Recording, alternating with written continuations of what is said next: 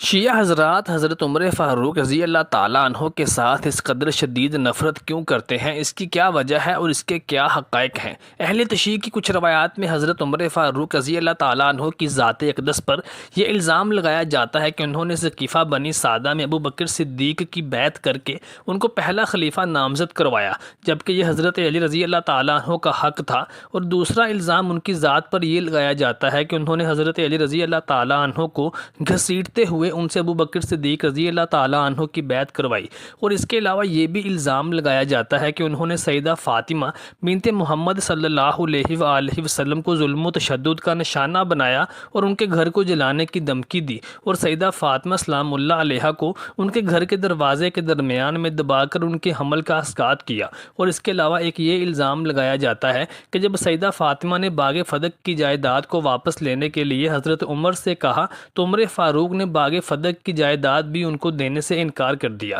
یہ تمام الزامات حضرت عمر فاروق رضی اللہ تعالیٰ عنہ کی ذات اقدس پر کیوں لگائے جاتے ہیں، ان کے پیچھے وجوہات کیا تھیں اور ان میں کس حد تک سچائی ہے؟ نبی صلی اللہ علیہ وآلہ وسلم نے نہایت واضح الفاظ میں اسلام کے کیسر و کسریٰ پر غالب آنے کی پیش گوئی فرمائی تھی۔ جنگ خندق کے دن آپ نے فرمایا، خندق کھودتے ہوئے فرمایا تھا، اس ضرب میں کسریٰ اور کیسر کے خزانے مجھ پر فتح ہوتے ہوئے دکھائے گئے ہیں۔ پھر فتح ایران نے جانشینان رسالت مآب صلی اللہ علیہ وآلہ وسلم کے قدم چومے، اور آپ صلی اللہ علیہ وآلہ وسلم کی وہ پیش گوئیاں ایک شان اعجاز کے ساتھ عمر فاروق اعظم رضی اللہ تعالیٰ عنہ کے ہاتھوں پوری ہوئیں۔ حضرت عمر فاروق رضی اللہ تعالیٰ عنہ کی خلافت اور سعادت اگر کسی درجہ میں بھی متشبہ ہوتی تو آپ صلی اللہ علیہ وآلہ وسلم اس عہد میں ہونے والی ان تمام کارناموں کو اپنی طرف نسبت نہ فرماتے۔ ایران اور عجم کی عرب کے ساتھ دشمنی اور خاص طور پر امیر المومنین عمر فاروق رضی اللہ تعالیٰ عنہ کے ساتھ نفرت، دشمنی اور بغض کی سب سے بڑی وجہ یہی تھی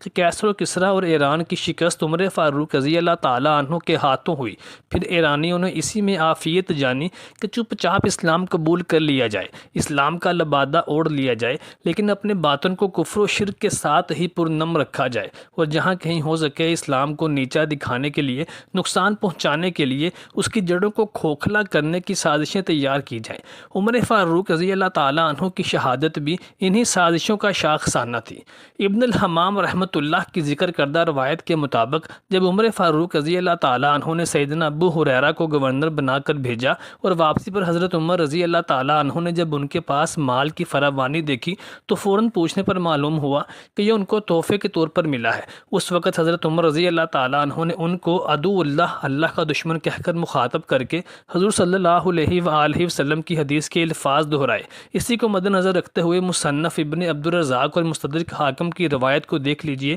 کہ حضرت عمر نے حضرت ابو ہریرہ رضی اللہ تعالیٰ عنہ کو بحرین کا گورنر بنا کر بھیجا۔ واپسی پر جب مال کی فراوانی دیکھی تو وہی الفاظ کہہ کر مخاطب کیا۔ جواب دینے پر معلوم ہوا کہ یہ ان کی تجارت سے حاصل شدہ مال کا نفع ہے۔ حضرت عمر نے خلیفہ ہونے کی حیثیت سے امت اور اپنی رعایا کے تمام معاملات میں نہایت محتاط اور بیدار مغز تھے۔ ان کی شدت احتیاط کا یہی عالم تھا کہ ابو ہریرہ رضی اللہ تعالیٰ عنہ جیسے جلیل القدر صحابی، نبی صلی اللہ علیہ وآلہ وسلم کے صحبت یافتہ شخص، جب انہیں ان پر بھی ذرا شک گزر گیا تو ان کو بھی تنبیہ کر کے گزرے۔ مذکورہ واقعہ کو اس تناظر میں دیکھنا چاہیے کہ جب حضرت موسیٰ علیہ السلام نے کوہ طور سے واپسی پر اپنی قوم کو گمراہ پایا تو غصے میں سخت مکالمے سے بڑھ کر جسمانی طور پر بھی حضرت ہارون علیہ السلام کے سر اور داڑھی کو پکڑ کر جھنجھوڑا، لیکن کوئی بھی شخص معاذ اللہ اس واقعے کو نبیوں کے درمیان تکرار اور تنازع سے تعبیر نہیں کرتا۔ باقی یہ کہنا کہ عمر فاروق رضی اللہ تعالیٰ عنہ اسلام لانے کے بعد قریش سے ڈرے ہوئے گھر میں بیٹھے ہوئے تھے،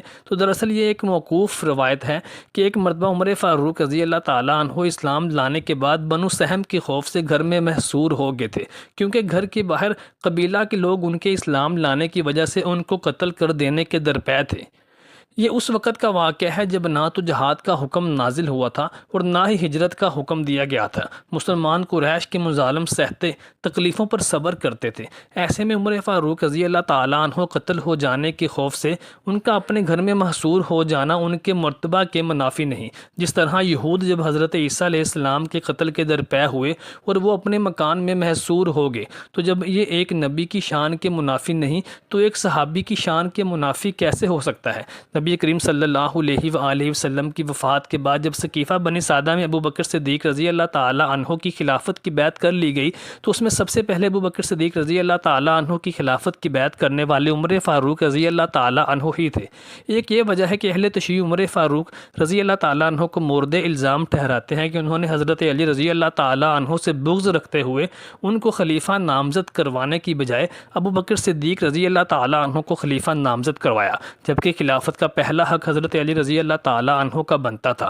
اس الزام کا جواب یہ ہے کہ اگر حضرت علی رضی اللہ تعالی عنہ کا حق غصب ہوا ہوتا تو وہ خود مسلمانوں کو جمع کر کے ابو بکر صدیق رضی اللہ تعالی عنہ کی خلافت کی بیعت سے انکار کر سکتے تھے اور خود خلیفہ منتخب ہو سکتے تھے، لیکن تاریخی کتابوں میں لکھا ہے کہ حضرت علی نے ابو بکر صدیق رضی اللہ تعالی عنہ کی بیعت کر لی تھی۔ اب رہا دوسرا الزام کہ عمر فاروق رضی اللہ تعالی عنہ نے سیدہ فاطمہ کے گھر کو جلایا۔ اس ضمن میں امام طبری کی وہ روایت سامنے آتی ہے کہ جب ابو بکر صدیق رضی اللہ تعالی عنہ کی بیعت نہیں کی گئی اور بہت سے صحابہ حضرت علی رضی اللہ تعالی عنہ کے پاس مشورہ کرنے کے لیے ان کے گھر پر حاضر ہوتے تھے تو عمر فاروق رضی اللہ تعالی عنہ نے سمجھا کہ یہ لوگ ابو بکر صدیق کے خلاف سازشیں تیار کر رہے ہیں، اس لیے انہوں نے کہا کہ اگر میں نے کل ان سب کو دوبارہ یہاں پر دیکھا تو میں اس گھر کو اس کے رہائشی افراد کے سمیت جلا دوں گا۔ لیکن یہ صرف ایک دھمکی تھی اور خلیفہ کے خلاف سازشوں کے اندیشے کے پیش نظر انہوں نے یہ بات کہی تھی، لیکن اس کو عملی جامہ نہیں پہنایا تھا اور سیدہ فاطمہ سلام اللہ علیہا کے گھر کو نہیں جلایا تھا اور سیدہ فاطمہ سلام اللہ علیہا کے گھر کے دروازے کو بھی نہیں توڑا